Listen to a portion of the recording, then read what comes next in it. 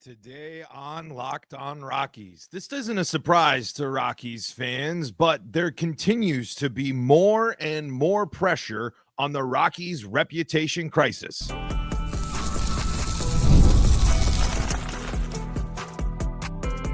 You are Locked On Rockies, your daily Colorado Rockies podcast, part of the Locked On Podcast Network, your team every day.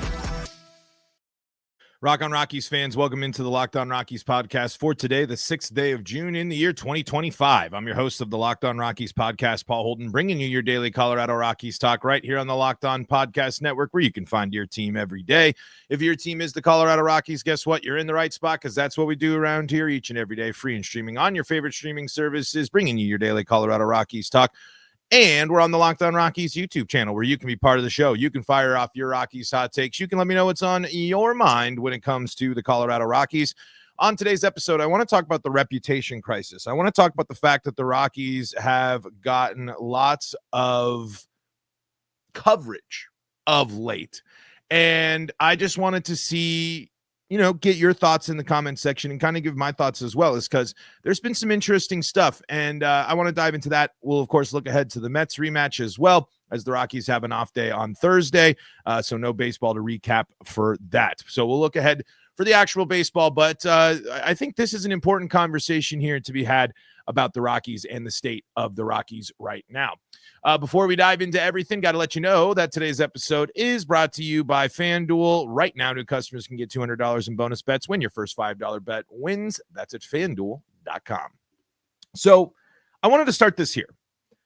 The Rockies have gotten more coverage over the last few weeks than really at any point that I can remember since the playoffs. And it's all centered around multiple things. You have Jeff Passan on the Pat McAfee show saying that the Rockies are 10 years behind the 8 ball. You have over here in the Denver Post, Sean Keeler writing about and talking to former Rockies players about the reputation here, talking to Dave Veers and Garrett Atkins here. And I think you hear it in the voice. You see it in Spilly's coverage as well. The reputation problem with the Colorado Rockies is crisis moment. It's not only are you and this is something we've talked about before as well, but it continues as great. We had the sweep. Things are great, but unless this season avoids the historic flop, and even in that sense, I don't think the stain that's left from the beginning of the season, from the start of the season, mixed with everything else that's happened over the last few years, why would anyone want to be a proud representative of the Colorado Rockies? What has this team done to make you, as an alumni player, as a member of the organization, outside of, hey, I love my job, I'm in baseball, this is great, this is fun, this is cool, that aside, when you're reading here in the Denver Post, when you're talking about Garrett Atkins here, talking to Sean Keeler, saying that people text him constantly, saying, hey, did you see the Rockies lose again? You see the Rockies lose again. When you see that Spilly has to go out there on Mile High Sports and face the music about the state of this organization,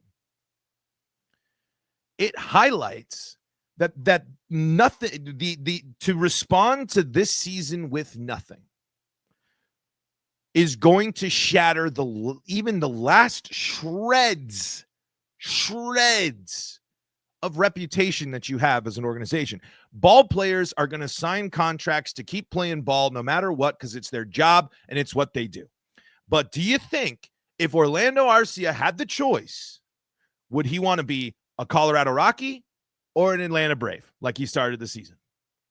And I think that's a pretty simple answer. And I know his time hasn't been long with the team, but you'll want to stick with the team that has the reputation of success, the reputation of building things up, the reputation of a team that knows what they're doing, that understands the process, that buys in, that builds up, that invests in the baseball. But when your reputation as a team is 10 years behind the 8 ball, is the worst team in baseball history at this point, the worst start in baseball, 3 straight 100-loss seasons back to back, and an ownership that's not willing to grow and change from outside of its own group and the own loyal core at the center, why should anyone buy in and be confident and think that, hey, I'm proud of where we're at right now. I want Dick Monfort to come out and say that he is truly proud of this organization and take that on the chin. Because every time he has spoken up, he's been wrong. Can't wait for that revisit in July. We are so close. I'm hoping Kisla's on the phone, because even Keeler points this out here in his column here. We know Monfort, the Rockies CEO, isn't going to clean house to appease the snarky columnists in town. So do it for the alumni, Dick. Do it for the former Rockies who've watched your baseball ops besmirch the sweat, the toil, and the legacy they left between the lines. That's scathing. That's scathing. And if you're Dick Monfort and you again, it's not just that. It's not just this season. It's the reputation of the Rockies as a whole. Dick Monfort and his front office have enabled the Rockies to become a team that has become the laughing stock, the joke, the kicking, the bag that gets kicked in Major League Baseball, because they're so far behind and they're so convinced and they're so stubborn, they're so selfish that they're willing to compromise on the good things of the history of this team, of the solid performances from players, the 2 Hall of Famers on this team. I want to know how they feel specifically. And I know Todd and Larry probably aren't going to say too much about the Rockies, considering, they got good relationships. But how does it feel to know that everything they built, everything they worked for in the early times, and mixed with, how do you think the veteran players on the current team feel about allowing this to be the current state of the Colorado Rockies? And I know I'm going off on the team after a sweep, but it's a sweep of the Marlins, folks. I'm not going to sit here and throw us a whole huge parade. You got the Mets coming into town next. You got another month of above 500 teams mostly playing you. And how are you going to respond? Because I really think that not only has Dick Monfort let the fans down, he's let himself down, he's let the organization down, he's let his players down. He has rewarded his players certainly with money. You can say that. Rockies players and the Rockies players that stick here have been financially compensated and have made their money. So if that's all it is, if it's transactional from the players' side and they say, hey, I signed the contract, I come and did the deal, I don't care where it is, I'm paid to play. That's my job. Cool. But what about the Kyle Freelands? What about the Ryan Spilborgs? What about the Carlos Gonzalez's? What about the Troy Tulowitzkis? What about the Garrett Atkins, the Corey Sullivans, the Ubaldo Jimenez's, the Jorge De La Rosas? All these guys that made considerable contributions to your team. And then you either moved on from them, or you didn't build in, or you didn't buy in fully because of God knows what you were doing in the back end, thinking that whatever your plans and your philosophies and your ideas were better than everyone else's in baseball, while you continued to be an average or bad team throughout most of your history. That's disappointing. The legacy of the Rockies is losing. The legacy of the Rockies is being the worst team in Major League Baseball in 2025. The legacy of the Rockies is, it's Coors Field, they should be great on this. No, the everything, all of the moves, and in the post playoff years for the Rockies have done nothing but torpedo their own reputation time and time again, because they're not willing to admit that they were wrong. They're not willing to admit that the process that they've been following, their philosophy and what they're doing, is not working and is wrong. Because that's going to be too much. Because you know whose reputation above all has to be protected, or feelings has to be protected in this situation? It's Dick Monfort. Nothing changes with the Rockies until something changes with Dick Monfort. And as long as Dick Monfort has the amount of control, and again, I've said it before and I'll say it again, Dick Monfort is not selling this team anytime soon. It ain't going to happen. But it is on him. And if he wants to solve and even address anywhere close to this reputation crisis for the Rockies, he has to step back. He has to relinquish control, and before doing that, he has to tear it all down. But he won't do that. It won't happen. And I can't wait to be wrong. I hope I'm wrong. but we have decades of proof that this team does not care about how it's perceived. It does not care what its reputation is, because if it is going to plan, or if it is working in the eyes of Dick Monfort, then it's fine. And as we continue down this path, not only will the Rockies continue down a path of being the worst team in baseball, but their reputation will continue to plummet. They'll continue to lose interest from former players, and the legacy of the Rockies will be spoiled. But remember, Rocktober! That's what they'll hit you with, because that's the only thing that they can believe in. That's the only thing that they can bring back.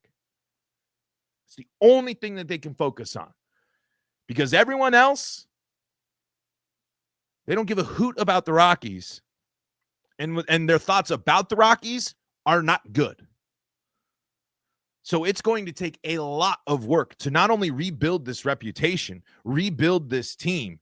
You have to not only rebuild the play on the field and the baseball side, but you have to rebuild completely the reputation of this team and this organization.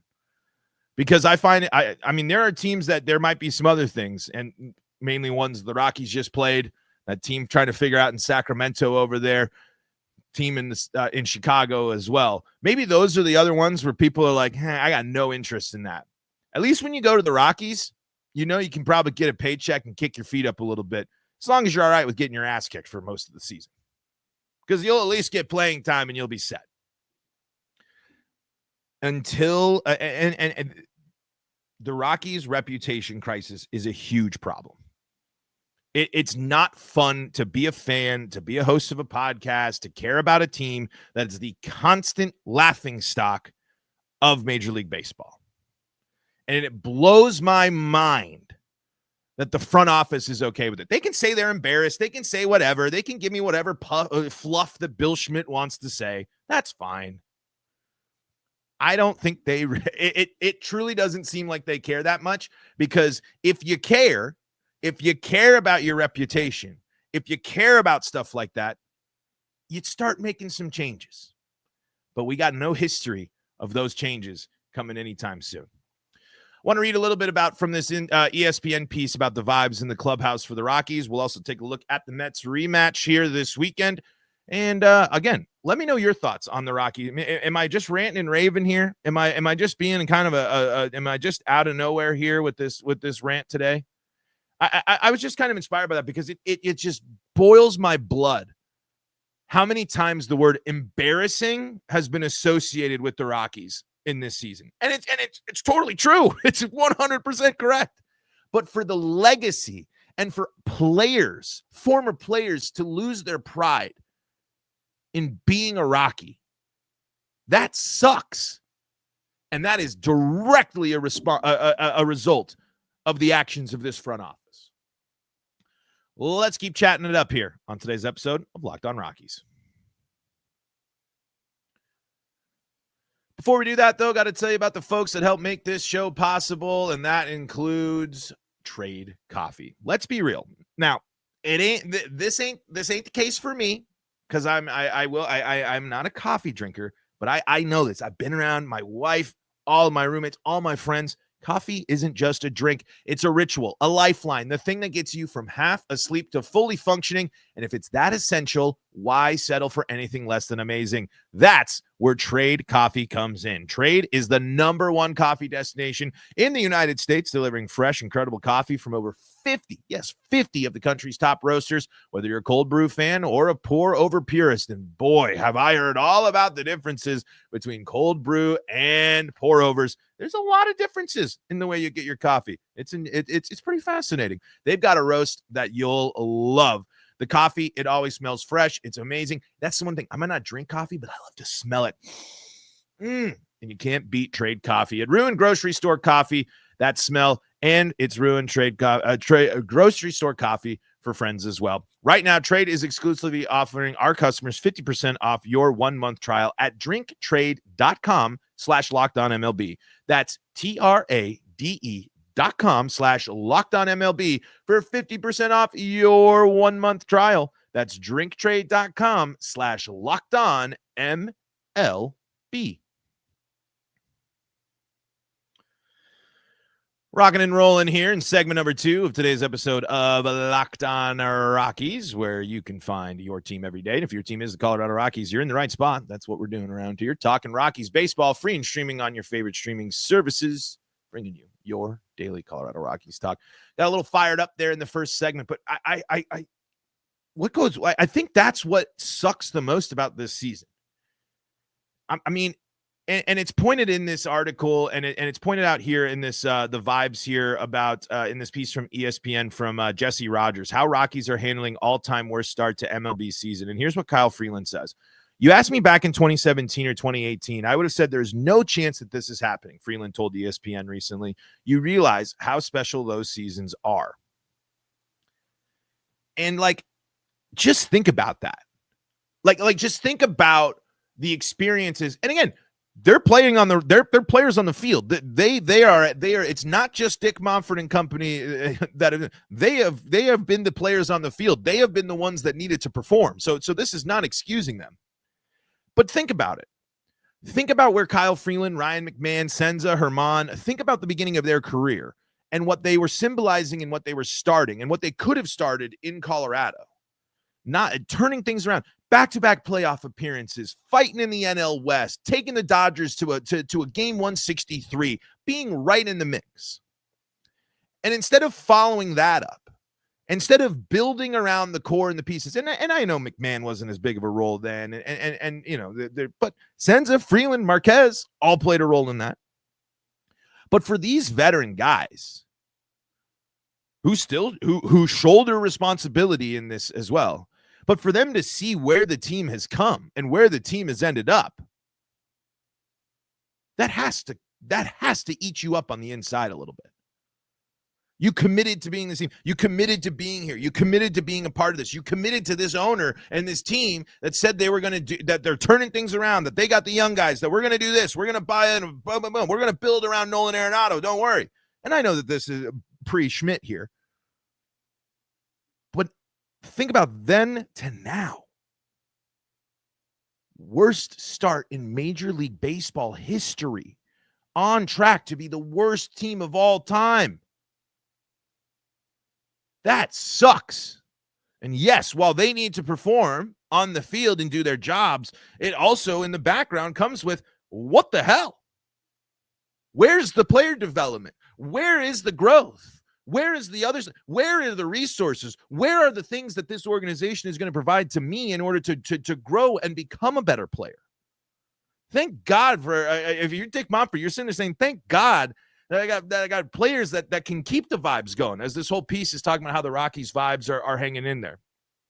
Despite their record, the vibe in the clubhouse doesn't feel all that different than any other team's midway through the grind of a 162-game season. According to Rockies players, there's too much baseball left to give in to the negativity that surrounds all the losing. They also point to their increased competitiveness since making a managerial change last month. The start of the year was tough, if we're being honest about it, injured reliever Austin Gomber said. We weren't very competitive. Since interim manager Warren Schaefer has taken over, we're pretty much in every game.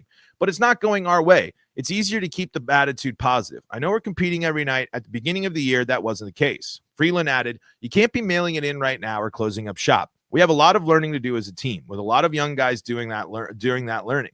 Us veterans have to keep the attitude of the team in the right spot. And good thing they got guys like that in the locker room that are trying to keep the confidence, keep things moving, keep things positive for these young guys as they're figuring it out. But in the back of their minds, they have to be furious. They have to be disappointed. They have to be crushed. They are going to join a long list of Rockies players that are so disappointed by how this season, how the Rockies organization has gone, how things have gone. And again, it just begs the question of, will this actually lead to change? And again, I just don't think it will. I'm glad there's not. I guess in some ways it's weird. Like I kind of feel like I wish players would speak up more about what I want to be like. Hey, we don't feel like we're and that's a weird thing to say, right? Because it's they're your coaches, they're your bosses, they're the people, they're your teammates. But at least to give insight into man, I feel like we could be more prepared if we do this. I feel like we're lacking in this area. Other teams seem to have a leg up on us when they do this. And I think that's because of this. I want to hear more from the players. Instead of just like, hey, we're helping the young guys, keeping the vibes, keeping the energy.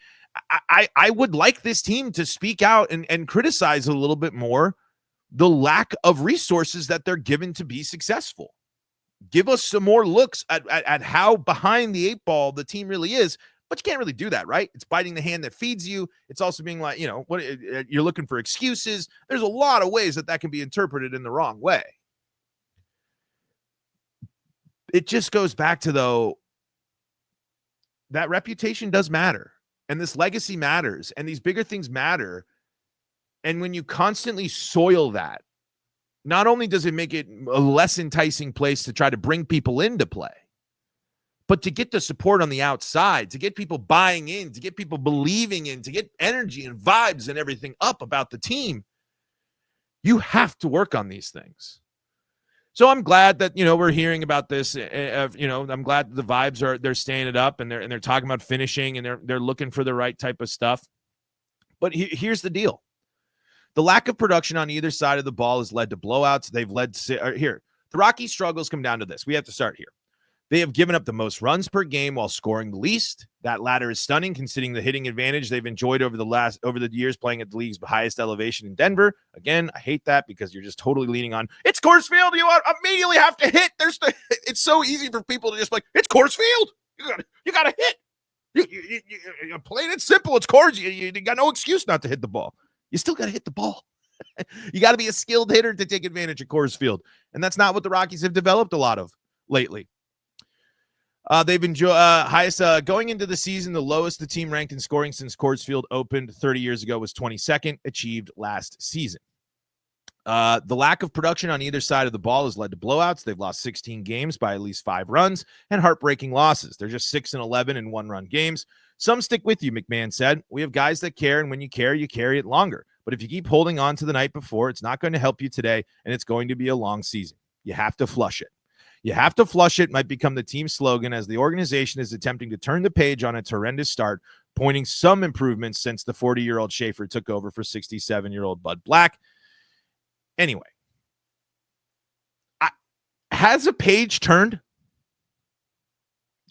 And another question for the Locked On Rockies YouTube comment section here as we get ready to head into another break. Has a page actually turned for the Rockies? Is moving on from Bud Black actually a change? Are things going to be very different for this team and this organization? Do we really think the change to be enough change to be worthy of the saying turn the page has happened and will happen with this team? I think the jury's still out on that one. All right, let's take a look at the matchup for the Mets. Take a look at some YouTube comments and put a bow on this Friday episode of Locked On Rockies. Before we do that, though, got to tell you about the folks that help make this show possible, and that includes FanDuel. The NBA playoffs are in full swing, and every night delivers highlight-worthy performances, major momentum shifts, and can't-miss moments. Whether it's a game-winning shot or a breakout player, there's never been a better time to get in on the action, and it's an interesting NBA Finals to go in on. I mean, do you want to go with the points? Are you going to focus on the defense? Maybe you're thinking about under on the game lines there.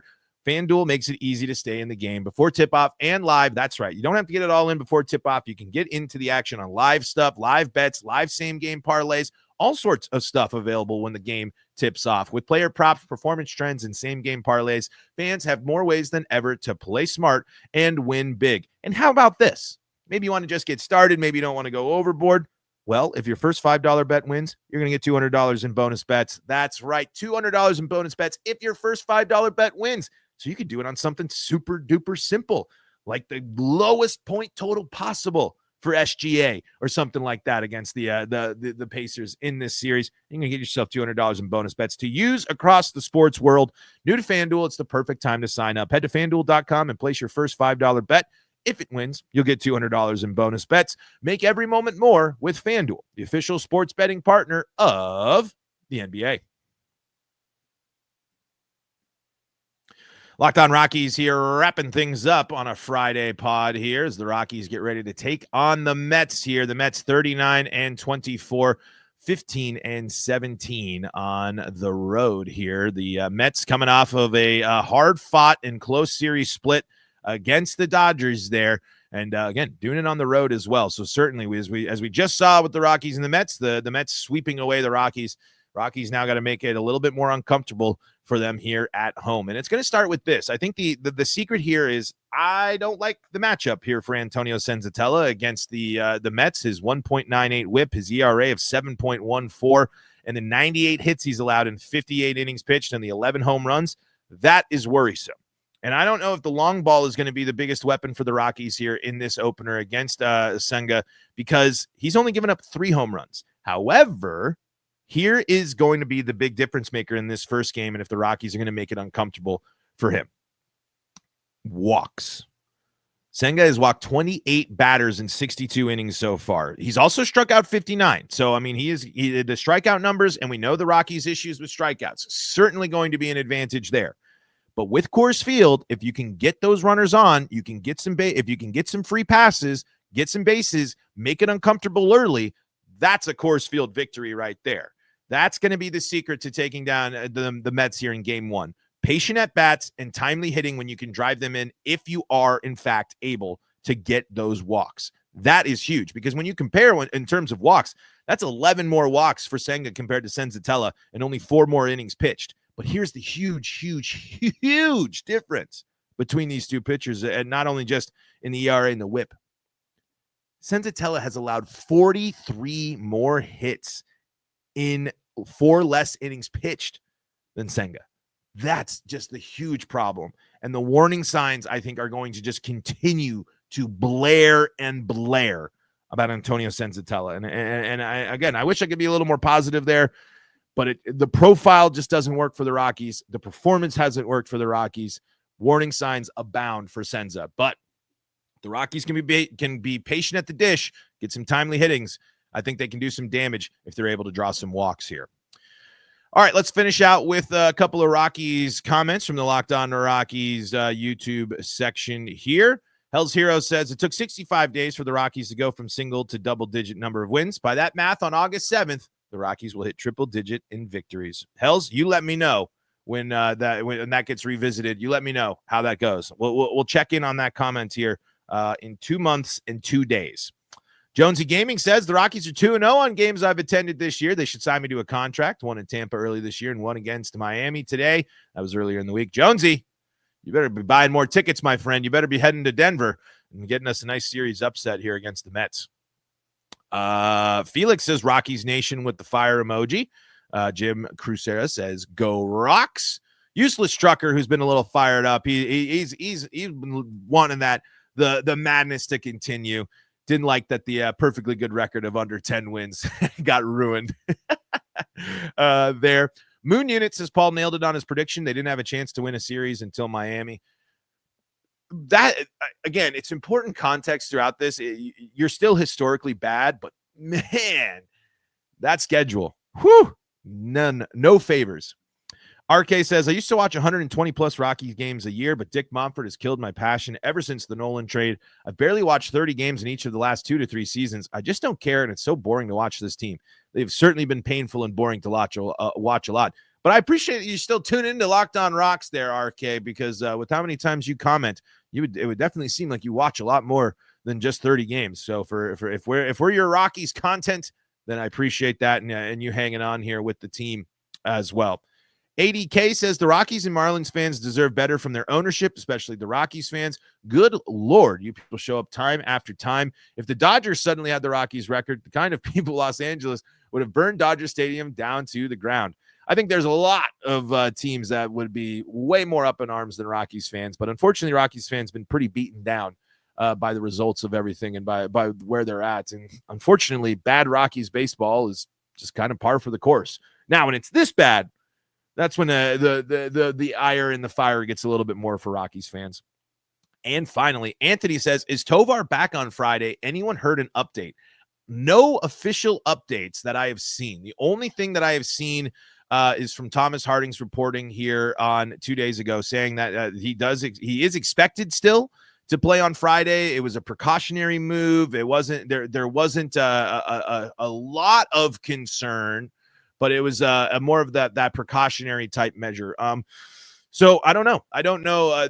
Hopefully it's a bad sign if he doesn't play. That's for sure. If he doesn't play on Friday, that's not good. That it's worse than it is. So we'll just have to see when the lineups come out and what the discussion is there. But we are recording a little ahead of time, obviously. So if news breaks after this podcast posts or after we record, we'll keep an eye on it. But with the night game on Friday, we might not see the lineup and not see that answer for a little bit later on in the day there. So, but folks, that's going to do it for today's episode of Locked On Rockies. Thank you so much for making us your first listen of the day. We're free and streaming on your favorite streaming services. We're also on the Locked On Rockies YouTube channel where you can be part of the show. You can fire off your Rockies hot takes. You can let me know what's on your mind when it comes to the Colorado Rockies, like so many of you have. And if you need more Colorado sports action, Locked On Broncos, Avalanche, Nuggets, and Buffs got you covered. And Locked On MLB and Locked On MLB Game Night got you covered for around the league baseball action here on the Locked On Podcast Network. Until next time, I'm Paul Holden saying so long from the Locked On Rockies podcast.